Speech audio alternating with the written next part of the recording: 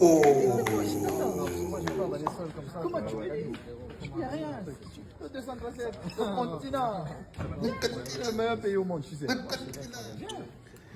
Bonjour les enfants, je vous ai dit que quand c'est match day, je ne change pas les habits. Je ne peux pas changer, on va garder la tunique pour toute la journée. Là, c'est le docteur Dadis Camara. Mais à cette posture-là, je n'aime pas l'appeler le docteur Dadis Camara. Là, il est Samuel Eto'o. C'est là où il devait être. Hein. Sa carrière, sa vie, s'il avait eu un peu la classe comme Mukanjo, c'est là où il devait être. Au niveau de sa légende, il est là-bas, avec les petits Chouameni viennent lui poser les questions, il répond, il est avec le petit Cédric Doumbé, il lui parle du continent. C'est là-bas qu'il devait être. Il ne devait pas être en train de fuir avec les ballons à l'Africa Foot. Ok? C'est là-bas ta place, mon ami. Ta place, c'est là-bas. Pas en train de venir menacer les gens ici au Cameroun. À fuir avec les maillots, à courir partout, partout. Est-ce que tu n'as pas construit une légende capable de te faire vivre ce que tu es en train de vivre là? Franchement, tout le travail que tu as fait te destiner à ça. À te retrouver toujours dans des endroits prestigieux pour défendre l'honneur du Cameroun, pour être l'ambassadeur du Cameroun. Avant qu'on écrivait ton nom, on dit, Samuel Eto'o, on dit que pour le Cameroun, c'était bénéfique. Maintenant, dès qu'on écrit ton nom dans un média international, c'est que oh, Samuel Eto'o a pété les plombs, oh, Samuel Eto'o a chassé les joueurs, oh, Samuel Eto'o a fui avec les maillots, oh, Samuel Eto'o... Regarde comment ça...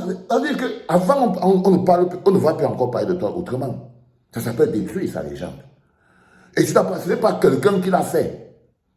Ce n'est pas quelqu'un qui l'a fait. Regarde, les Lions ont match aujourd'hui. Mais toi, tu es quelque part à Paris. Pourquoi tu n'es pas avec les Lions? Dis-moi un peu, le docteur Dadis Camara, pourquoi tu n'es pas à Luanda, en Angola, avec les Lions? Pourquoi tu n'es pas à côté des enfants? Tu les as abandonnés parce que tu ne vois plus ton intérêt ou quoi? Avant, les joueurs ne pouvaient pas être loin. Tu étais là.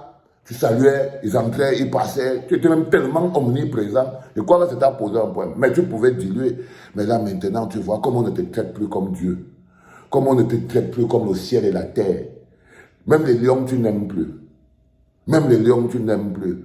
Là, tu dis, ah, viens au Cameroun, machin truc, patati, patata. Mais tu sais très bien que la seule chose qui te faisait aimer cet endroit, c'est quand 100% des Camerounais étaient en train de te lécher les pieds. Maintenant, là, ça ne te plaît plus. Ça ne te plaît plus. Tu ne veux plus. Parce que tu n'es plus Dieu. Non, frère, tu es un être humain. Tu n'as jamais été Dieu. Ce n'est pas normal, frérot. Prends l'avion, va à Luanda. Finis ce boulot aussi bien que comme tu as commencé. Je te dis, finis-le. C'est quoi ça que tu es en train de faire, là? Ce n'est pas normal. Mais quand je te cherche et je te vois quand même avec le petit Cédric Doumbé, vous êtes dans un talk show avec le Aurélien Tchouameni, je trouve ça bien. Je trouve ça bien. Maintenant, je voulais aussi profiter pour dire à Cédric Doumbé que Cédric Doumbé, le 237, c'est ta terre. Tu ne peux pas avoir peur d'aller là-bas.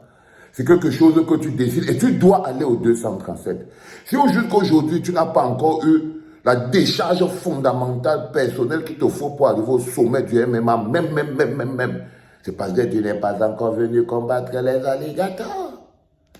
C'est parce que tu n'es pas encore venu combattre les alligators, comme Francis Ngannou. Non, il faut venir sur le terrain et tu chasses les alligators. Et quand tu auras bien chassé les alligators, tu vas te rendre compte que un passage au 237 peut transformer une mouche en un gladiateur. Ça, c'est très important. Donc, quand tu vois ton chichi, ouais, je veux venir au Cameroun, mais oh, j'ai encore un peu peur et tout. Mais non, il faut venir au Cameroun. Je vous dis bien que lorsque le pays est mis en avant, on commence à voir tous ces produits. Lorsque les produits viennent de se mettre dessus, on ne voit plus le pays. Je parle le chinois ou bien je parle quoi?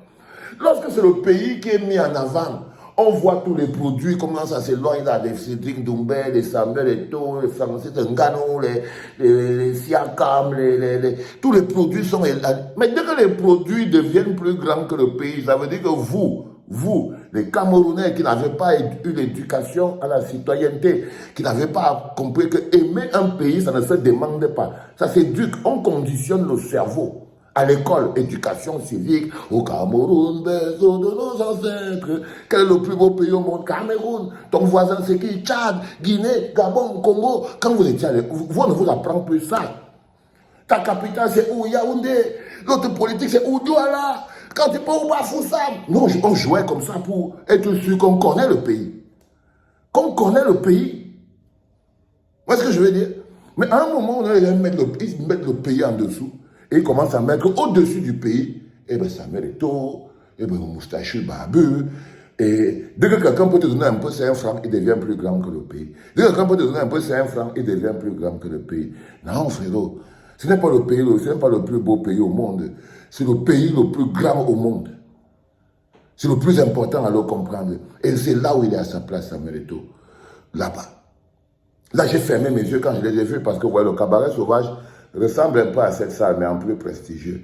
Et je me suis dit, bon, voilà, je ne suis pas sûr que ma fête sera complète si je n'ai pas mon ami, mon frère Samuel Eto'o, parce que la première fois, tu m'avais donné un faux bon. Tu m'avais dit que tu avais un rendez-vous et tout, patati, patata.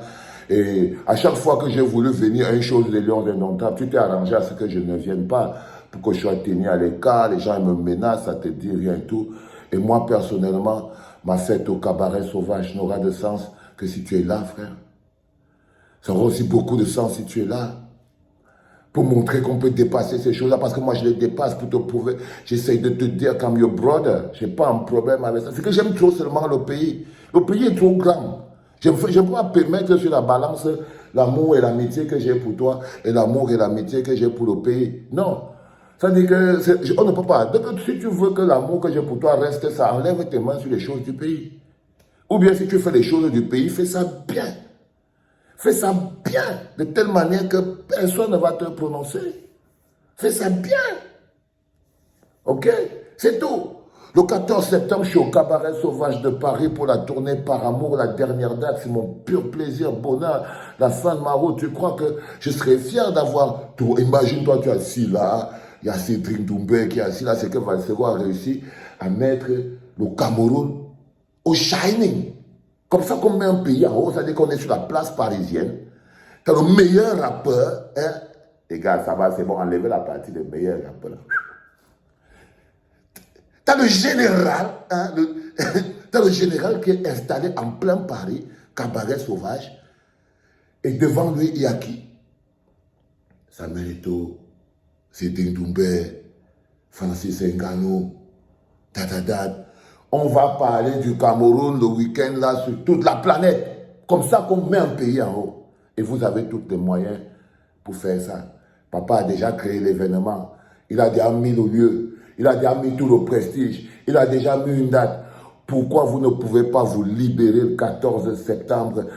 Toi, Samuel Eto'o, toi, Cédric Doumbé, vous venez, on met le Cameroun, vous êtes assis là, les people viennent vous filmer, les gars. Moi, je ne peux pas tout faire. Je ne peux pas être Valsero. En même temps, je suis Samuel Eto'o. En même temps, je suis Cédric Doumbé. En même temps, je suis Francis Ngannou. Pour pouvoir leur dire que si je pouvais être tout ça, c'est que le Cameroun, c'est le prestige du monde. C'est le prestige du monde. Mais pour eux, ils pensent que venir au concert du général d'un Camerounais, ça les rabaisse. Mais si on lui disait que c'est le concert de Youssoufa, ou le concert de Rof, ou bien le concert de Nino, vous allez le voir, ils vont courir. Parce que c'est encore des gens que la notion de pays n'est pas encore ancrée dans leur esprit.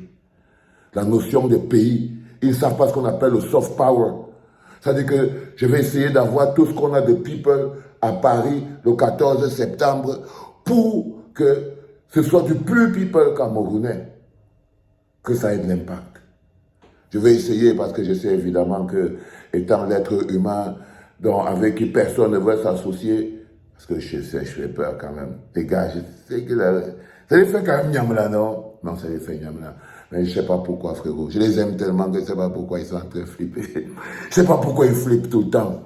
Donc là, ça va être magnifique. Mais avant qu'on aille même se retrouver dans les histoires de 14 septembre et tout, je voulais vous féliciter pour la mobilisation énorme que vous engagez en ce moment pour la dernière ligne droite, pour le 6 juillet à la Madeleine de Bruxelles. Je vois que ça essaie un peu de bouger un peu et tout, les gars. Battons-nous comme on peut, ne vous inquiétez pas. Je ne suis pas quelqu'un qui fait la musique pour remplir les salles. C'est une lutte qui prend trop l'énergie. Remplir une salle prend trop l'énergie. J'ai trop de travail ici à la clinique pour que je me lève et me dise que je vais commencer à courir partout. Et on ne peut pas faire deux choses en même temps. Ce que je fais là pour la musique, c'est le prestige. C'est parce que je suis luxueux, parce que j'aime mal, j'aime quand c'est beau. Vous voyez ce que je veux dire? Et parce que je peux le faire. C'est le deuxième podcast de la journée en direct de la clinique. Rendez-vous après le match, les enfants. Today's match day.